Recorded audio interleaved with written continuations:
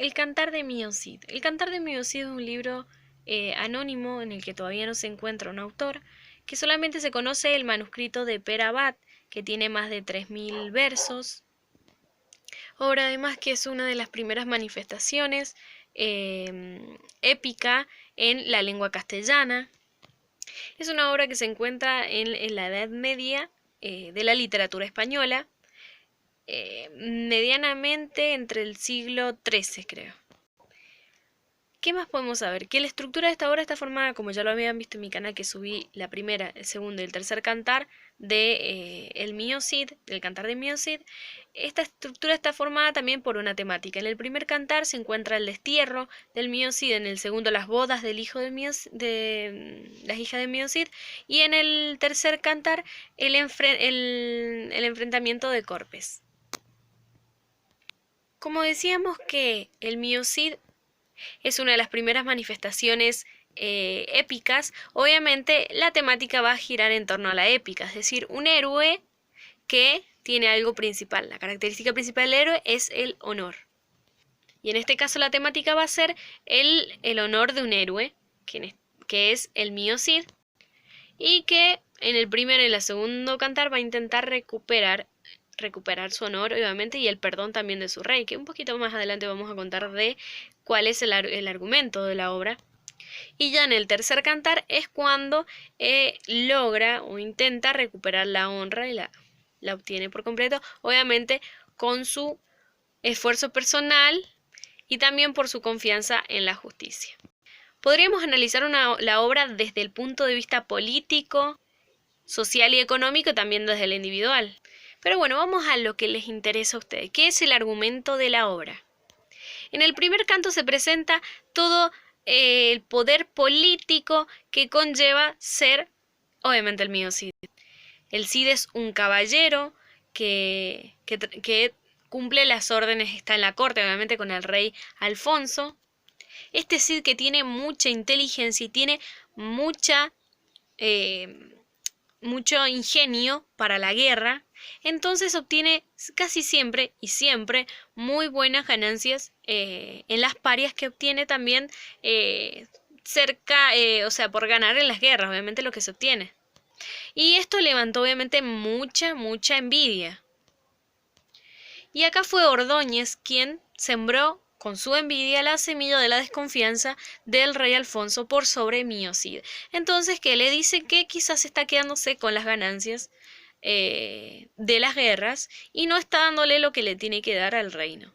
Por lo tanto, el rey se enoja mucho y decide desterrarlo, que es lo peor que se le podía hacer en el honor a alguien. En la orden del rey estaba que debía de irse él y dejar cualquier territorio que el rey Alfonso estuviera en su mando.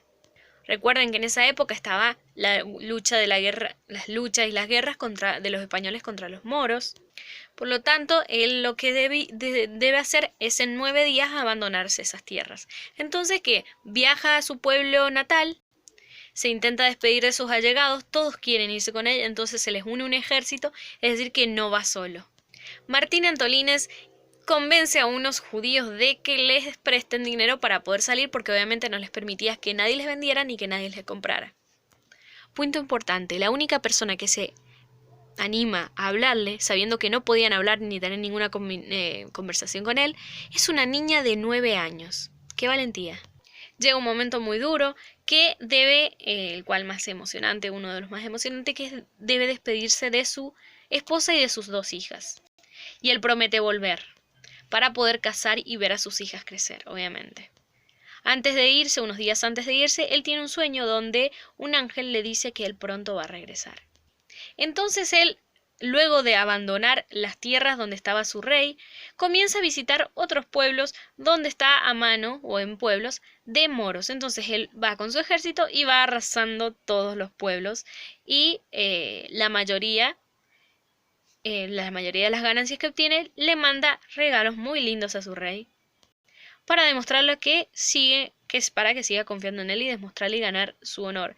Y aún así es muy bueno en las guerras y muy bueno con la lanza y con la espada. Luego de tantas luchas pasa algo en el segundo canto, como se llaman las bodas del de las hijas del Cid, obviamente algo va a pasar con respecto a eso.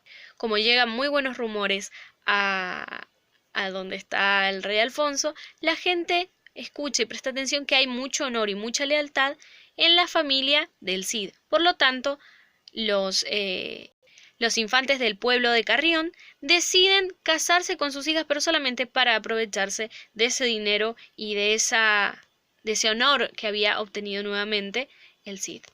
Entonces ellos van y hablan con el rey y les dicen por favor que si podían, ya que ellos eran una familia con grandes haciendas y de familia muy noble, por lo tanto, ellos consideran que están a la altura y le pide que el rey interceda. En otra de las tantas veces que el Cid manda a sus mesnadas, es decir, a sus compañeros del ejército, le pide que comunique y le pida el perdón y el rey se lo otorga, pero que deben juntarse, obviamente, entre medio. Y cuando se juntan, que lo que ya había pasado es que ya había perdonado a sus hijas, a las hijas del Cid y a su esposa, y decide que se junten y estén en el pueblo que habían obtenido en la guerra. Luego de esto, ¿qué es lo que sucede? Las casa a las hijas, obviamente por imposición del rey, y es lo que vamos a ver en el tercer canto. Y lo decisivo está en el tercer canto, que es lo que ocurre en el enfrentamiento de Corpes. ¿Qué significa esto? Luego de estos infantes estar viviendo a costas de Miocid, él, como se enfrenta a varias guerras contra los moros, ve de mentira su valentía, cuando en realidad era cobardía, que le ocultaban sus mesnadas. Mesnadas son sus compañeros de batalla o los que tienen a su servicio.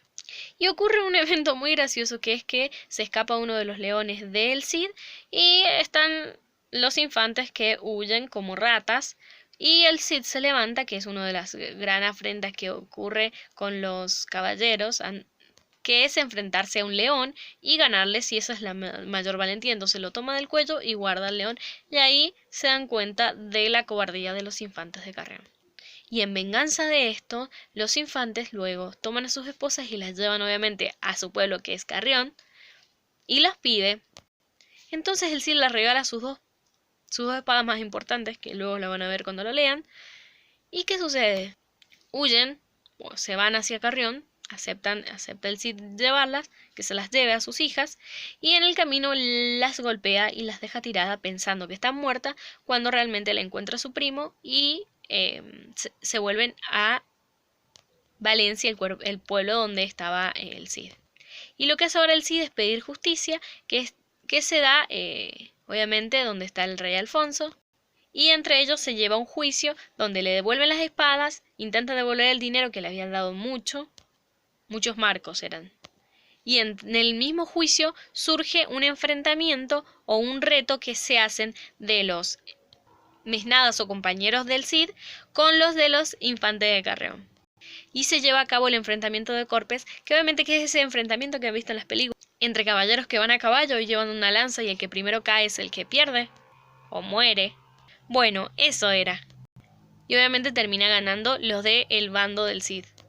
Y entre tanto, entre el juicio, que había pasado bastante tiempo, y la enfrenta de Corpes, llega más a oídos de todos la honra del Cid, y por lo tanto los infantes de Navarra y Aragón piden las manos de las hijas del Cid. Y bueno, y ahí termina. Y bueno, y si no, vayan a leerlo. Muchas veces cuando encuentren el libro lo van a encontrar de forma totalmente modificada a la original, y lo que deben hacer es animarse a leer los originales, aunque no entiendan la letra o las palabras, pero se mantiene la rima, que es lo importante, porque si es un poema épico, entonces todo poema tiene una métrica.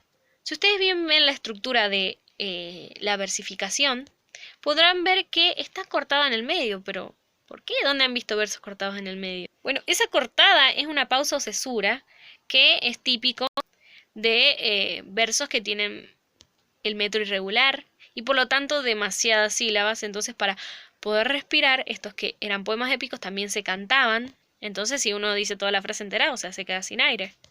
Pero ¿y por qué estaba escrito de esa manera? Recuerden que sí, como les dije, se cantaban o se decían de forma oral, y está asociada al mester de juglaría, los llamados juglares, que eran los que cantaban con algún instrumento acompañado y contaban las historias más heroicas de héroes.